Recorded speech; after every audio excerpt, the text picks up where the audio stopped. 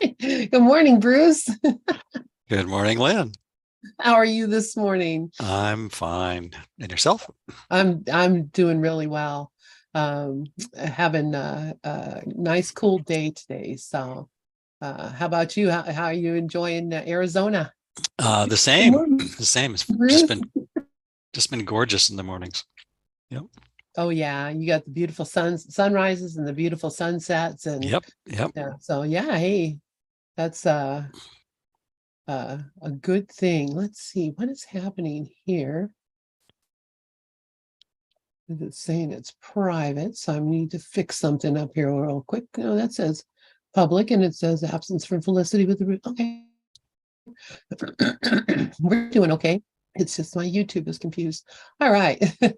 So Bruce and I are reading Absence from Felicity, which is a book that Ken Wapnick wrote about the life and the scribing life of Helen Schuckman and the scribing of A Course in Miracles. And so let me get it up in the room so other people can see it and read along with us.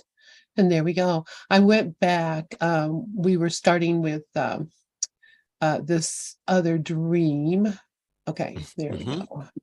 Um, and so I'm going back to the paragraph before that. Would you like to read um, I guess from the top, we come now Yeah. to Yeah. okay.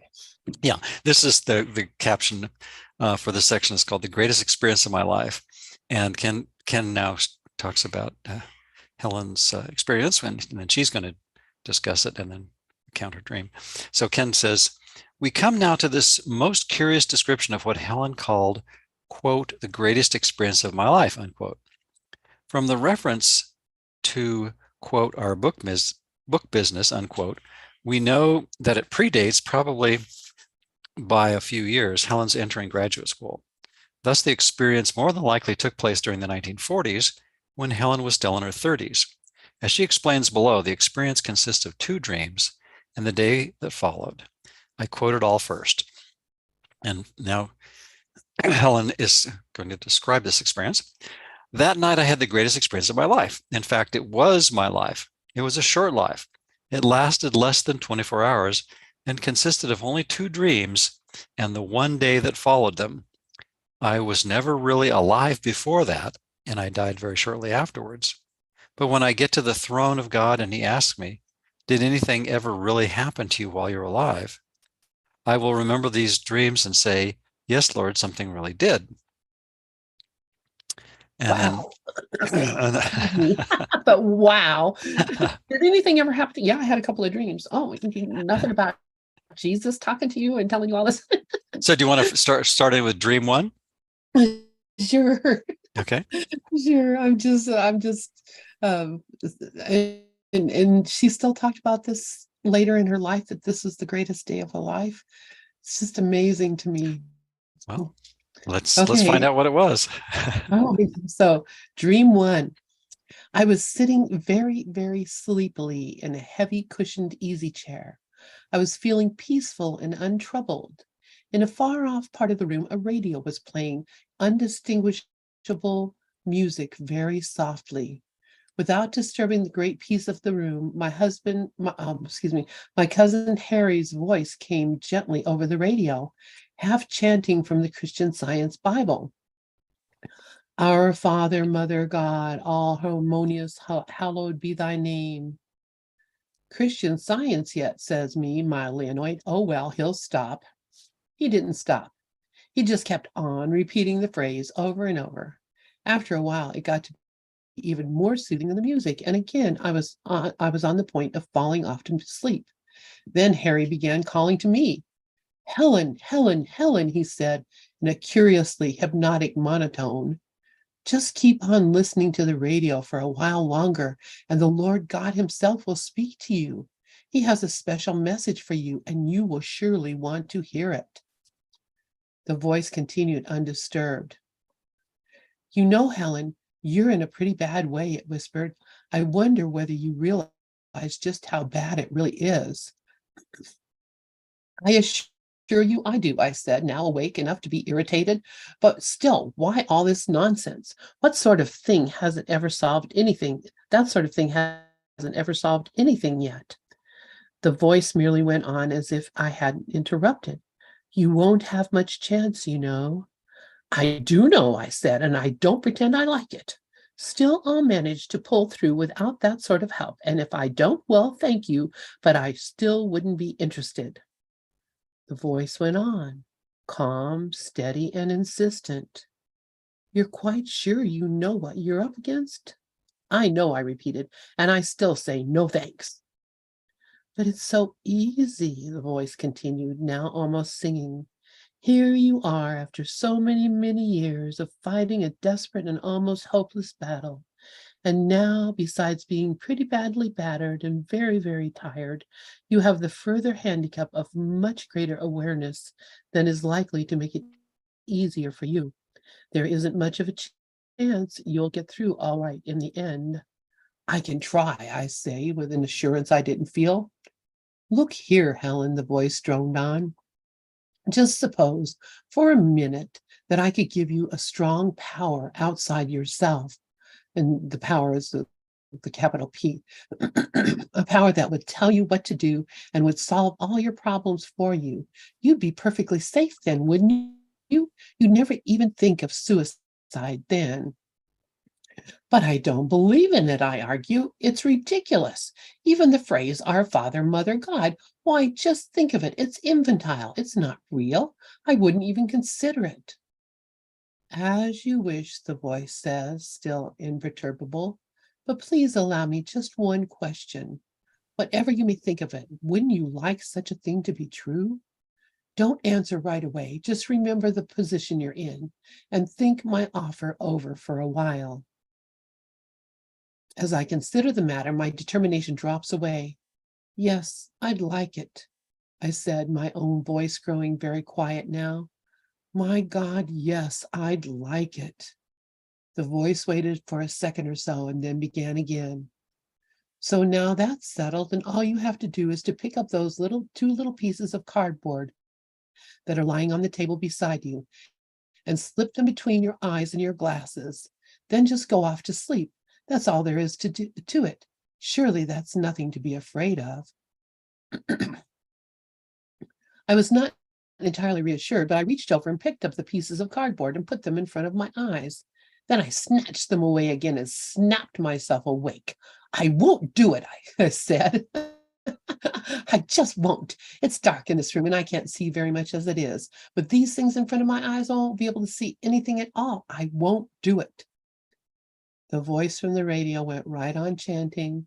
The fight I put up against falling asleep under its persuasiveness almost split me in half. I woke up, freezing. So what? Just a nightmare, says me, and went back to sleep. What do you think about that? Oh, there's some interesting symbolism there, putting pieces of cardboard between her eyes and her glasses, it's like, well, there's a barrier, there's but in this case, it may be symbolic of shutting out the ego's interpretation of things. But just thinking out loud. Yeah, I think that's it. Yeah. Because, then if you had cardboard between your eyes and your glasses, you'd have to imagine what's out there and project whatever happens to be there, which is exactly what's happening. Mm-hmm. And you'd see that it was really coming from your mind and not from anything allegedly external, huh? Exactly. And just the ambivalence of her, like, no, I won't do it. But yeah, that would be really cool. That would be really wonderful if I could just feel like that. But no, it's not possible. It's not going to happen. You can just see, that I see myself there all the time. We're all pretty ambivalent here in this vacillating dream that we made up, huh? Exactly. Absolutely. I need to shut something down because it looks like I have low system resources. Is what my computer was telling me. So, so I'm shutting things down. Would you like to read the next dream, or have any more comments on this one? Well, I was looking back to what you just read, and I was thinking, well, Father, Mother, our Father, Mother, God. She says infantile, ridiculous. I wouldn't even consider it, not real. And I was thinking, well, there's her agnostic attitude, but it also, I think, if the Father, Mother symbolism of protection and comfort and guidance, that to me, perhaps the Father, Mother part, not the idea of a polarized gender necessarily, but the parental, comfort and protection, that sort of thing. Maybe that's what she, rebelled and railed against, thinking that, well, I don't need any protection. I don't need any help. But that's, again, all of us wanting to pursue our adolescent fantasies, so to speak, of striking out on our own, kind of thing, and the authority problem. And anyway, just kind of thinking out loud of some of that. Yeah, and it was her cousin Harry that she was hearing the voice. Yeah, that was interesting. Maybe that meant something to her that isn't obvious from the account. Yeah.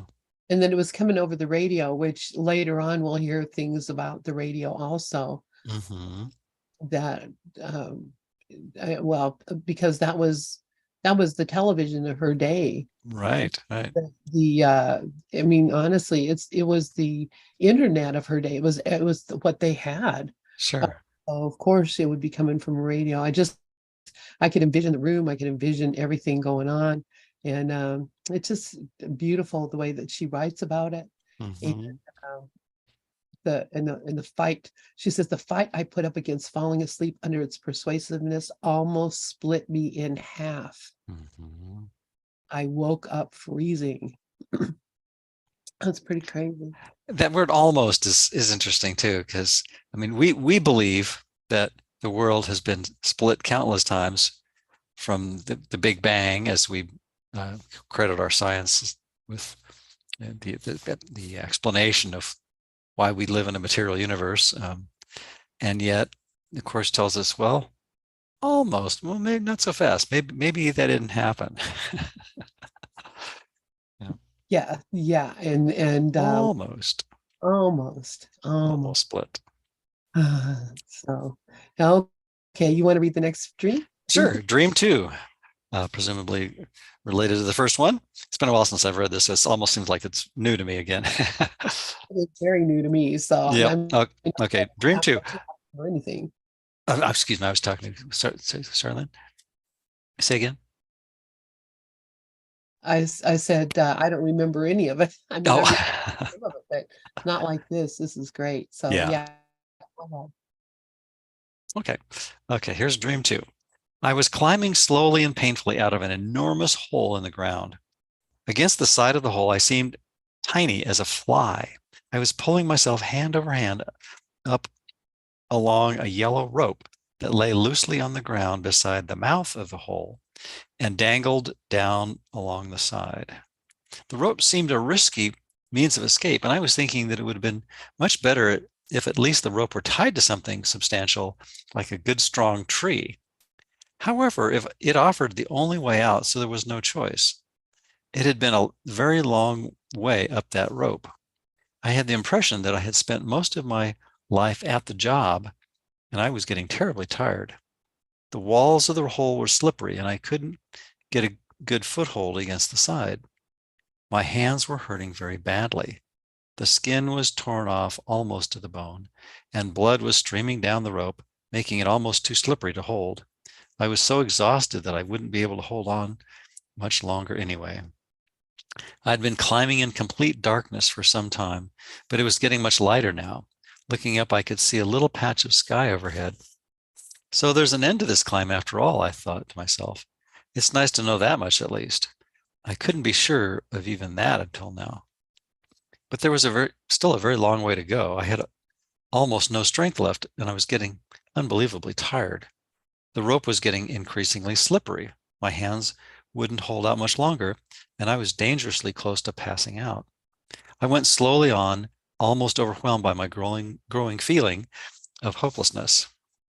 This can't be worth it, I thought. It just can't be. Nothing would be. I'll never make it anyhow. It's impossible. Besides, I started on this climb without properly considering the matter in the first place. It's been such a long and dreadful business getting out of this hole, and what proof have I got that it's been worth all this effort? All I know is that somehow or other I decided that it was worth doing, and have acted ever since as though it were. That's nothing but a hunch, and needn't be true. Maybe I've wasted my whole life on an illusion. In any case, there's not much chance that I'll ever be able to get out. And even if I have a chance, how can I be sure that there's anything outside of this hole after all? I've never been outside, so I can't have any certainty about what's out there. And if there is something outside, why should I ever have assumed that it's something good? For all I know, I'm better off inside the hole than outside it. And so this whole W-H-O-L-E climb may have been undertaken on the basis of false assumptions from the very beginning. It is surely senseless to have opinions and feelings without any knowledge whatever. Well, that was about a page. Do you want to read on from there?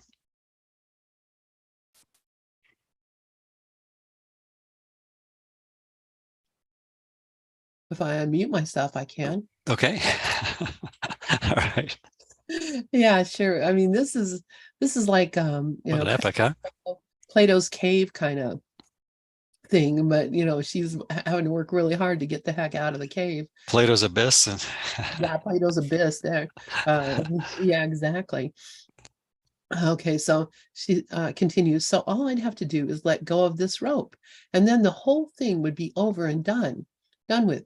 My hands will open by themselves in a little while anyway, and all that would happen is that I'd slide back into the hole again. It's a long way down, I know, and I'd never have the ghost of a chance of getting out again, but I'd land on the cushions at the bottom and go quietly to sleep and never wake up. Wow. When I come to think of it, that would be the best thing to do in view of the fact that even if there is something good outside, and even if I never do get to discover it, even that can't bother me if I'm asleep. On the other hand, if there's nothing out there, or if it's something bad, well, then I wouldn't ever know that either. Surely this is a sensible solution to the problem, particularly in view of the state I'm in. And there's her ellipses again. mm-hmm.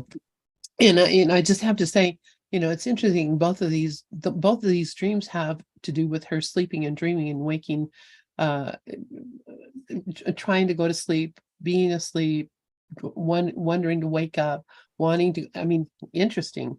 I don't have a lot of dreams where I'm dreaming that I'm sleeping or that I want to sleep. Mm-hmm. So Yeah. it's interesting. So she says, I stopped to think this over. Then, without either letting go of the rope or climbing ahead, I rested for a little, and thought, if I let go now, I'll be finished. I can never get this far again. In one way, I'd save my life, but in another way, I'd lose it. And this time, I'd lose it forever. It's true. I don't know what's outside, and it's also true. I may not be able to make it, but I'm not dead yet, so I can still try. Wow. It's worth it.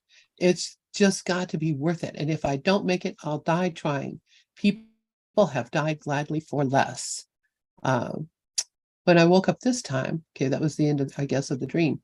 When I woke up this time, I was in a mess. I was a mess. I was soaked with sweat. My face was covered with tears, and my nails had dug holes in my palms. I lay in bed for a while and just kept on repeating, it was worth it. It was. Then I decided to throw some cold water on my face and crawled into the bathroom. I washed my face, took a long and thoughtful look at myself in the mirror. That's me, I said to myself in some surprise. I sure look awful at the moment, but it's really me.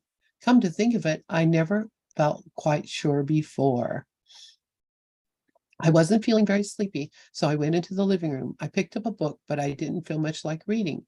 And anyway, I didn't have my glasses with me, so I just sat there looking around the room. Then I noticed a remarkable in my vision. I wasn't wearing glasses, but I could see the little folds in the tops of the drape on top of the drapes quite clearly from across the room. I went over to the window and found I could see across the street without any difficulty. And besides that, I felt quite different all over. Feels as though something really did happen, I thought. I know it was only a dream, but it seems to have made a lot of changes. I sat down to think the thing over. I stayed there a long time, still convinced that something had happened. I couldn't understand it, but the conviction remained. Towards morning, I went back to bed and slept for a couple hours. Long before I was fully awake, I heard myself saying, "It was worth it. Oh, yes, it really was." Now, so this was all a dream, or did she wake up? I'm confused. Yeah, if there's a long dash between about 3 paragraphs ago. So maybe one of those kind of dreams where you wake up from one dream into another dream, which of course the course would suggest we're doing all the time. Yeah, I did that. Yeah, but it's hard to kind of hard to tell from the context of what we're reading, huh? Yeah, it's hard to tell, but I think this must have been a dream, the whole thing, because of the fact that she could see the pleats on the top of the curtains without her glasses, and she felt different all over. And unless that really happened, I mean, that suddenly her vision was better, I think that would have been a kind of a remarkable thing that would have kind of prevented her from going back to sleep for a while. I would be out looking at everything. But so I think this was a whole dream. Yeah, I think so too. Yeah, I think that's a whole dream. So what do you think about that? Well, it's interesting. Again, the theme of ambivalence and everything that has to do with Helen's life seems to come through, and yet the clarity in those more lucid moments is phenomenal, and yet at the same time the clearly silly and obviously insane other side of the fence, so to speak, in her mind is quite evident too, isn't it? Yeah, it is. It's wow. Yeah, I mean, she was definitely a mystic for sure. And probably there was no place in her world for a mystic. I mean, so I think this really she went through some stuff that's pretty unusual. So and her mind was brilliant, and it kind of reminds us that everyone really has that brilliance. It's just we squander it on duality. I mean, I think we squander it on dreams of separation. It hasn't changed the reality, but it's like the course says, it's tragic only in time. Only within the context of the dream does it seem like it's a shame, or the old FOMO thing, the fear of missing out. We in truth, we're not missing out anything, but within the context of the Holy Spirit looking at the ego's thought system, it's just a needless suffering, right? Yeah. And even though I read A Course in Miracles, and I read Jesus telling me this same stuff really over and over and over again, to have the clarity of that it's really true, and that what is making this world this all of this is my own thinking. It just is it's something I can understand, but it's not something that I experience at this moment. And I think in our dreams we can experience these things, because in our dreams we're not concerned with the body as much. Like in our dreams we can fly. In our dreams we can lots of things that we can do in a dream that you can't do in the real world, quote unquote. And so there are places for us to experience our something different. And I think just asking for, I don't know, you went through a whole dream workshop here not too long ago, and I'm sure that your instructor or whomever would make quite something out of these particular dreams. Maybe not. I don't know. Yeah, it'd be interesting to ask him. I might do that at some point. Yeah. Yeah, because this means something. Well, ultimately, all dreams are based in fear, as the course would remind us. But we can use Holy Spirit's interpretation of everything to lead us out of fear. And I think that's the whole point: is that we all have that option, however much we want to evade or deny it, to look at things differently and to see things as a call for love that may seem to be expressed outwardly, but it's really coming from our mind, Yeah, no matter what the form is. it's just so interesting. Call for an awakening. Call for awakening. Yeah. And then to wake up and be saying to yourself, it was worth it. Oh, yes, it really was. And no place like home. Do you want me to pick up where you left off? Yes, yeah. Okay. I think we've got it on the top of page 73 in the print version here. So I'll just start. Feels as though something really did happen, I thought. I know it was only a dream, but it seems to have made a lot of changes.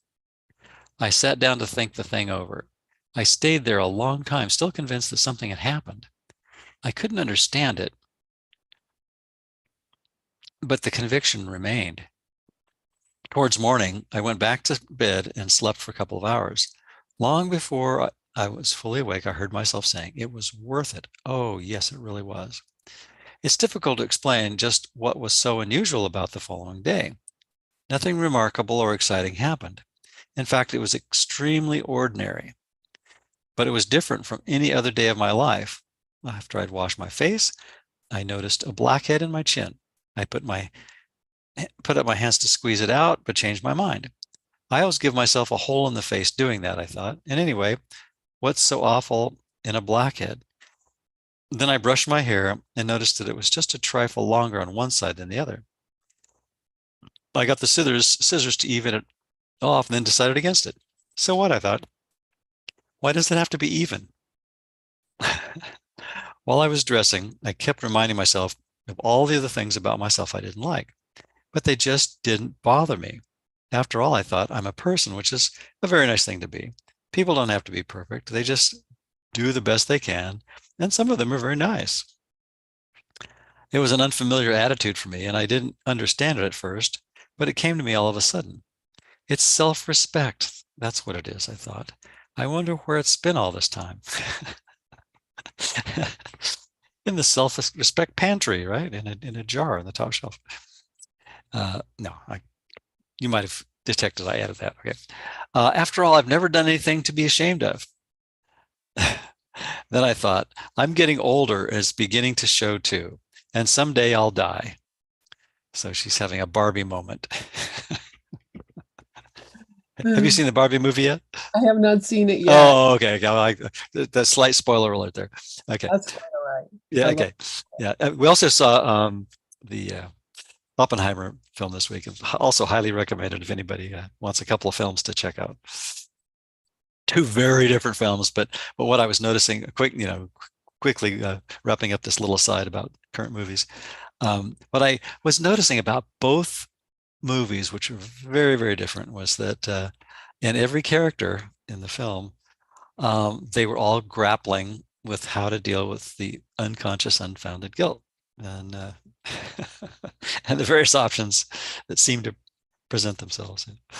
Anyway. And that, I mean, I'm when she says, after all, I've never done anything to be ashamed of. It's true of all of us. Yeah, yeah. In truth, yeah. On the level of form, we've all been batshit crazy and wacko off the charts, right? Yeah. But in reality, nothing ever happened. Nothing happened. Yeah. How could a dream change reality? Okay, so I'll read that last sentence again. After all, I've never done anything to be ashamed of. Oh, like the sentence plus. Then I thought, I'm getting older and it's beginning to show too, and someday I'll die. This idea didn't especially appeal to me, but it wasn't overly disturbing. At least I'm alive now, I thought. As for dying, I threw away my immortality last night. And believe me, it's a pleasure. And then there's a footnote here from that last sentence. Ken's comment says, by this, Helen meant that she was no longer afraid to die. Thus, it was unnecessary for her to cling to the defense of believing in immortality. Yeah, there we go. Wow, this is really profound. That's an important clarification, too, that Ken put in that footnote. Yeah.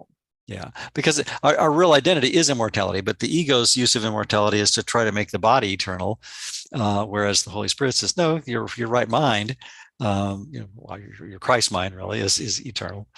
Yeah. Do you want to pick up from there? We're at the top of page 74 in the print version. We've got, looks like about, Excuse me. quite a bit more in this chapter. Oh, okay, so 8 pages. All right, so she says she gave away her mortality last night, and believe me, it's a pleasure. Yeah, usually it's they give away her virginity, but this is immortality, right? This is just amazing. Yeah. Well, there you go. So when Lewis came home, I said hello, sort of friendly, like never having seen him before, and feeling a little surprised and pleased about him. Now this is real. This is not the dream. This is real. So when her husband came home, she was like he was somebody she had never seen before, and she was really pleased about seeing.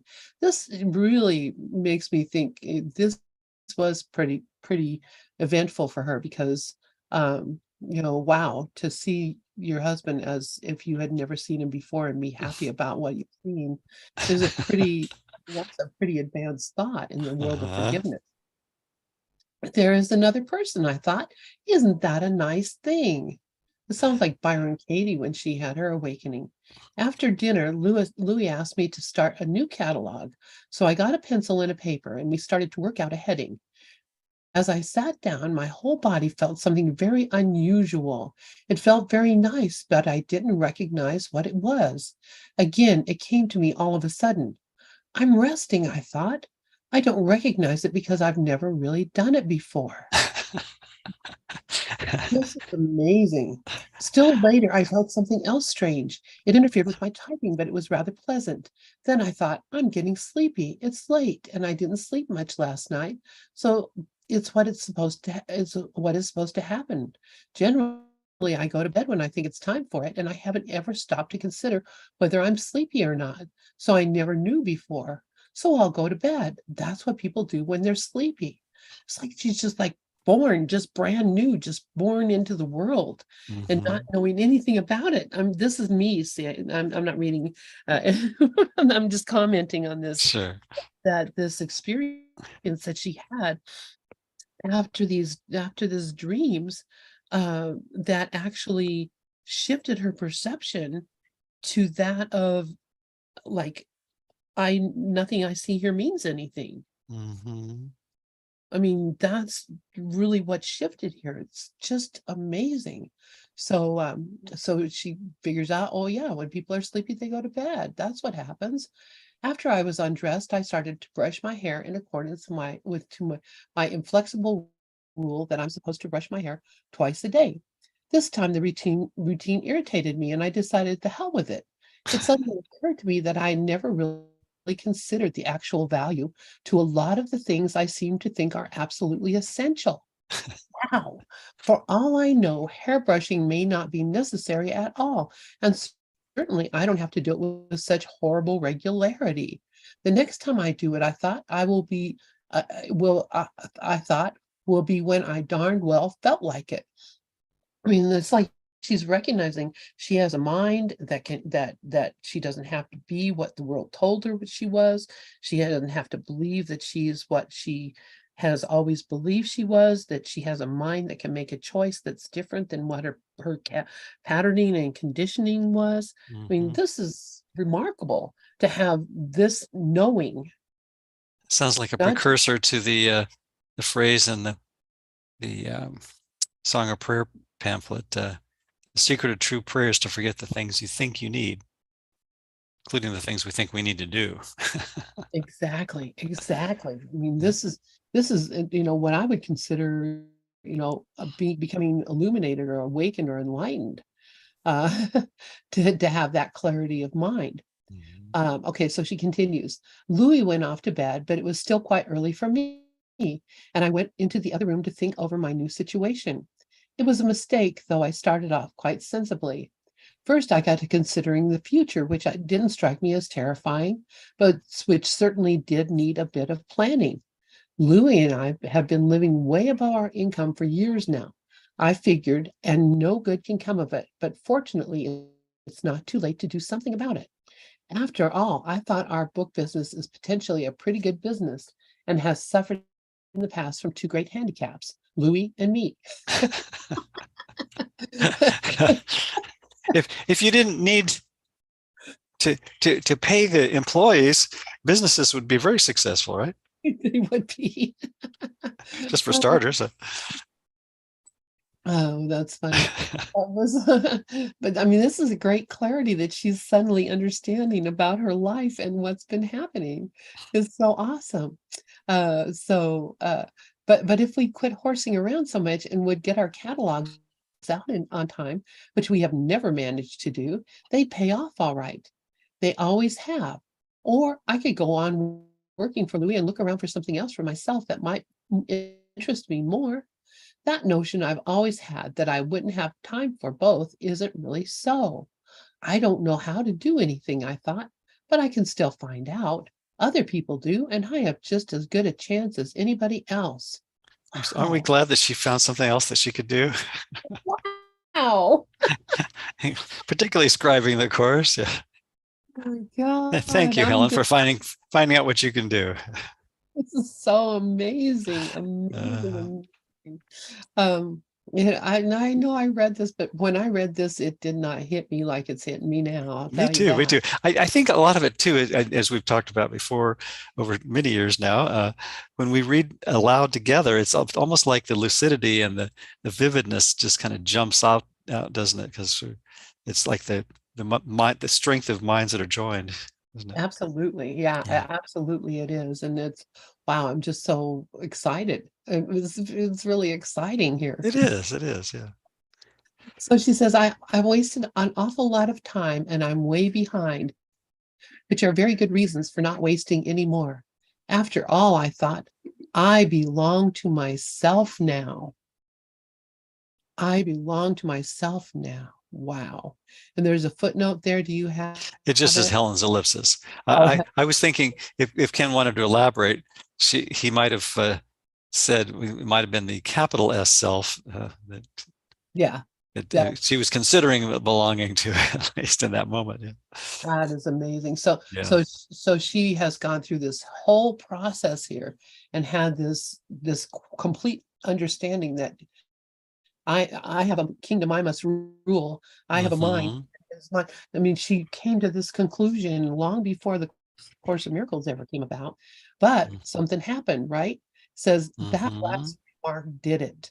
I began to get uneasy about Louis, so I went into the bedroom to cover him up so he wouldn't catch a cold and die. And I remembered that I hadn't said my prayers all day. Just how insidious the ego is Uh-huh. on you like this. I remembered I hadn't said my prayers all day. I'd somehow forgotten all about them. In fact, I didn't even say them then, but I knew that really wasn't the point. The quote, big difference, unquote, had gone. I put up a bit of a fight against the whole thing, but it was without conviction. I knew I wouldn't win. Wow, I mean, I knew here is my phone. I don't know, but I hear it ringing. Oh, wow. We'll just have to listen to the music. Well, So, we know that on our own we can't win, and if when we're honest with ourselves, it's like the most honest thing we can do is recognize that the ego has been an abysmal failure. And speaking of abyss, the abyss that she claimed herself out of. Um, but that's the thing that no one wants to admit, and so we metaphorically hire interior decorators for abysmal dumpster mental nightmare that is all made up, and instead of just trying to wake up from it or climbing out of it. And climbing out of it. And I mean, it's just that same thing of climbing up that rope, and I've gone so far, and why wouldn't I want to go on to the top? I mean, really seriously, I could fall back asleep, and I mean, I've had these same things, and I know you have too. And I've come to a place of clarity. I have this now sudden understanding of what's happening in my life and in the world. And then somehow or the other I get brought back to reality, quote unquote, uh back to life, back to reality. Anyway, I get back to then forget all about all that, and suddenly I'm afraid for what's going to happen to my kids, and suddenly I'm worried about things that just go on without me. If I died this instant, nothing would, I mean, it would not change anything in the world. It's just this idea somehow or the other that I am in charge of something, and there's something I have to do. So that's and this is what keeps us from having this great experience. What keeps us from having this great experience is believing that I have to be in charge and that God is not taking care of things. So, yeah. Nicely summarized. The authority problem, by any other name, would smell as rank. Oh my goodness. So should we read on? Yeah, why don't you read Get that? Ken's commentary? Okay. So Ken begins, so ended the, quote, greatest experience, unquote, of Helen's life. In the first dream, Cousin Harry's voice can be symbolically likened to the voice of the Holy Spirit or Jesus, calmly and defenselessly presenting Helen with the logical arguments why she should at least consider, quote, another way, unquote, since hers was not working out too well. In this sense, Harry was not dissimilar from the gentleman in the earlier dream, who also objectively presented his position to Helen. The, quote, way, unquote, in this dream consists of Helen preventing her vision from operating, the two pieces of cardboard, the unspoken implication being that she would thereby allow another vision to take its place.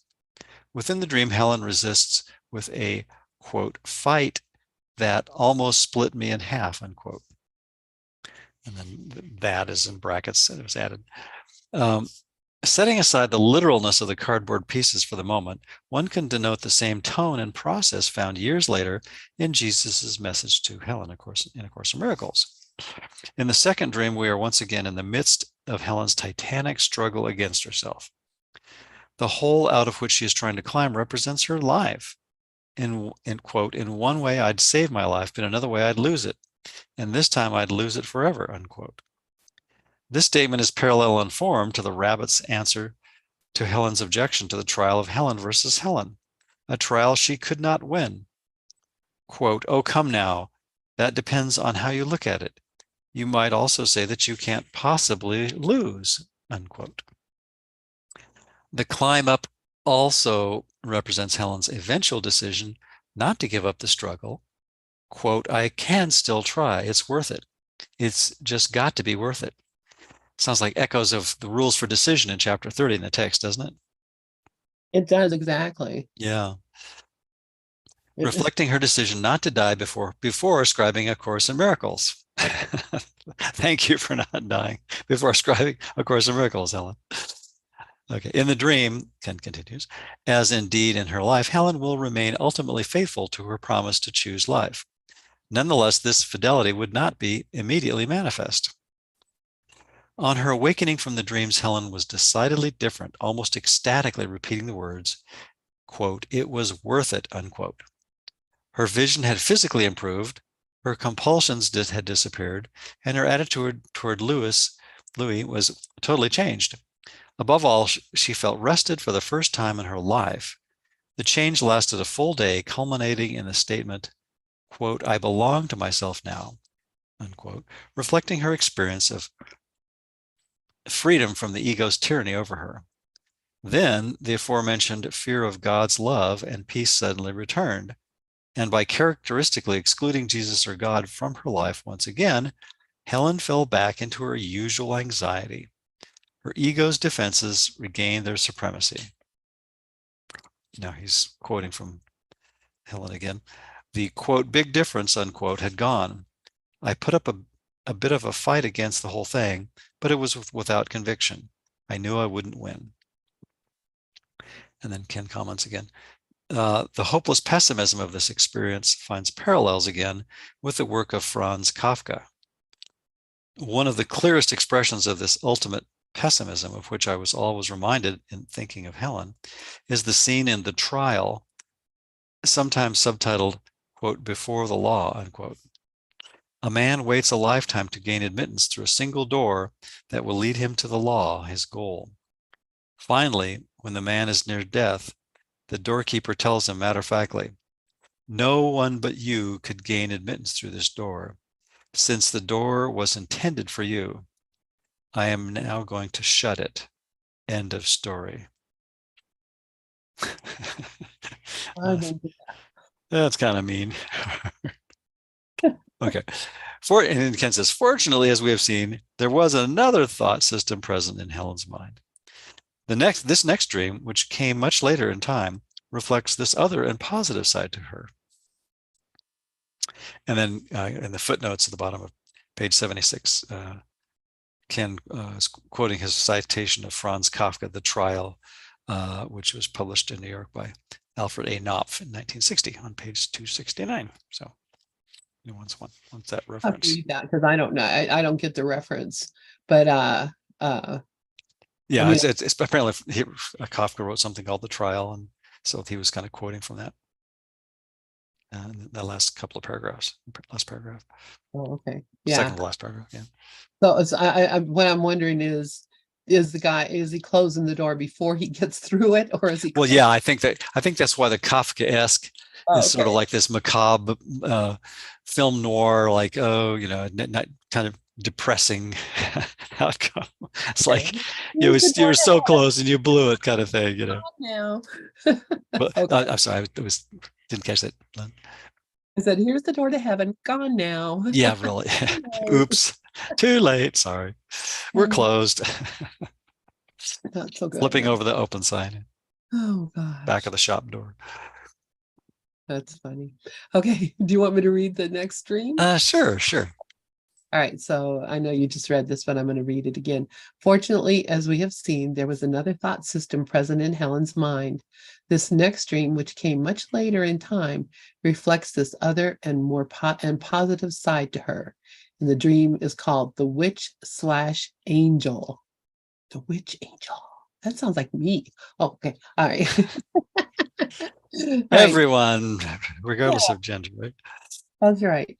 During June of 1975, Helen dreamt of a young woman who was a cross between a witch and an angel. And of course, this is she started scribing the course in 65, was it? Mid-60s somewhere, yeah. So this was in 75, she was having this dream. All right, so Helen dreamt of a young woman who was a cross between a witch and an angel. As in the other dreams, this one reflects Helen's internal conflict, here projected onto the figure of this woman. However, the dream seems to look forward to a more favorable resolution of this conflict, as it points to a time when Helen's judgment will not be contaminated and her considerable gifts more appropriately utilized. This resolution actually reflects the aforementioned transpersonal dimension of Helen's inner life as the priestess, which would be the subject of the epilogue. Okay. Incidentally, Bill typed down the dream from Helen's description of it, hence its stylistic differences from the others. The two parenthetical comments are Bill's. Okay, so this is the dream. A small, thin, dark-haired, and intense woman who is something like a girl. She's a driven and curious person, but Helen is fond of her and at the same time not so fond. This woman had some real talents and gifts, a lot of the supernatural about her.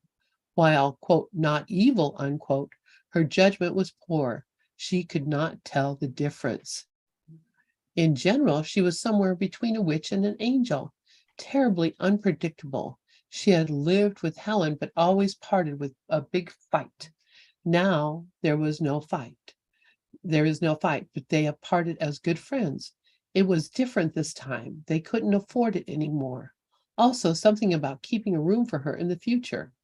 In the dream, Helen recognized it was essential that they may not have these terrible fights again. Before that, she had been hit in the head, in parentheses, by Helen. Okay. This AM, after awakening, Helen kept seeing priestess figure. Interpretation of the dream is very clear.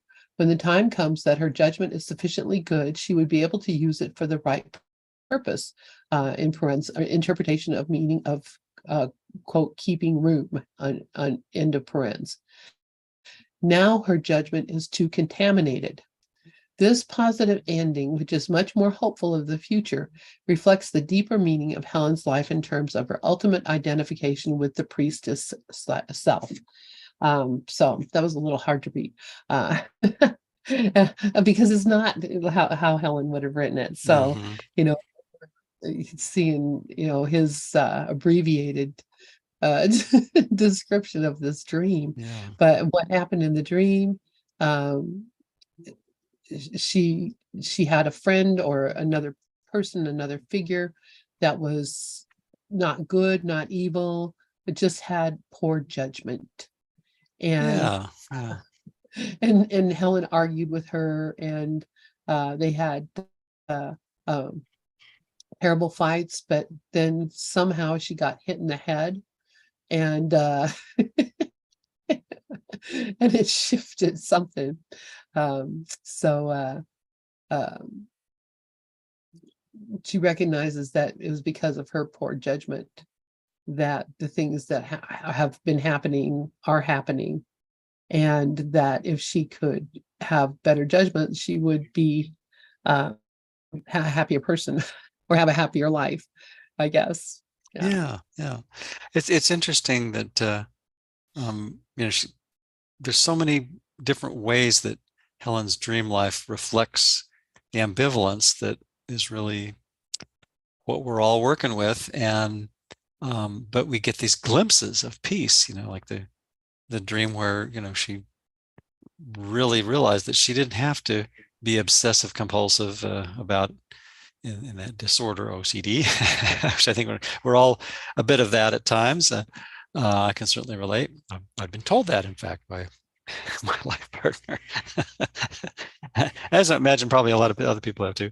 But it's just like noticing when you're just doing things out of habitual rote patterning without really thinking about is this really what I need to be doing right now, or what's the most important?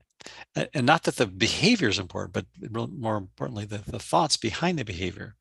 And so the behavior really becomes irrelevant, but it does free us up to make other choices and to see things differently. I've been noticing just been a little over 3 weeks since we've been here in Arizona, and I'll get up every morning and go for walks, and without too many exceptions, and it's that sort of beginner's mind, the fresh look of things when I walk around these neighborhoods that are new to me, and say hi to the people out walking in the pre-dawn and post-dawn hours, and I've taken lots of photos with my phone, and just kind of everything's kind of a fresh new experience. And I'm thinking, well, I've done that in each place we've moved. And then things, I sort of assume things are the same, and then you kind of switch off the newness, as if that makes sense. Yes, it does. Yeah. Yeah. But I think the more important thing is it's not about whether the exterior circumstances are fresh and changing and dynamically well, it's really just a matter of, can I look with fresh eyes on everything? Can I look with a a beginner's mind, or an um, open perspective on everything, to see that there's really an opportunity to see beauty and innocence in everything it's really coming from my mind, not from the world. Yeah, and I have an answer for that. No, you can't. You who are Bruce are always going to be seeing things that certain way, because that's how Bruce is. Who you Mhm. are, everything is new all the time. Yep. In reality, what we are, there's nothing, everything is like magic in reality. And I think that's kind of what, when you get to see, and you were talking about OCD, I have no CD, which which is why I'm always saying, hey, why am I doing that? Hey, what is that? Why are you doing that? Stop. So maybe the compulsion would be to point out the compulsions of others then. That's right. It's compulsion to see my own compulsion is to see other people's compulsions. And I mean, it's like really evident to me. Oh, we're not in control of what we're doing here. Oh, that's good. That's good. Oh my goodness. Oh, looky here. It's almost the end of our time. Yeah, I thought it'd be good to talk about what we read before we get into the next one on Yeah, I think the that's a good recorder part. on 78, because that takes about 4.5 pages, and that'll be a good place to start next Saturday. So, as always, I sure enjoy our weekly conversations, Lynn, and now we're into I think it's the third book after covering a lot of FAQs prior to that, and it's just always a fun way to start the weekend for me. I know, me too. And then, I mean, you even got in are you now in my same time zone? Have you moved? Well, for the moment, I'm in Pacific, but Arizona, when daylight savings time is over, will then become effectively Mountain Time Zone. Does Arizona have? I thought Arizona didn't do daylight saving They time. don't. That's what I'm saying. Right Oh, now, I'm it's sorry. 8:29, and in Mountain Time it's 9:29, right? So Gotcha, yeah, gotcha. yeah. Yeah, But so then when everyone else goes back to standard time instead of daylight time, Arizona time will just keep on keeping on. that's right. And Yeah. it isn't that just lovely to have your time always be the same and everybody else's be wrong? It's going to save me virtual minutes twice a year of turning clocks back and forth. Yeah, I don't know why we didn't think of that. really. Thank you so much, Bruce Rawls. Oh, likewise, Lynn. Have a great week. And as always, you can find what I'm up to in the course world on acimblog.com. ACIMblog.com is Bruce's website, and it's great. So go there and check it out. He's got lots of cool things, interviews with people, all kinds of stuff. So, all right, my dear, we'll see you next week, and you have Looking a forward to it.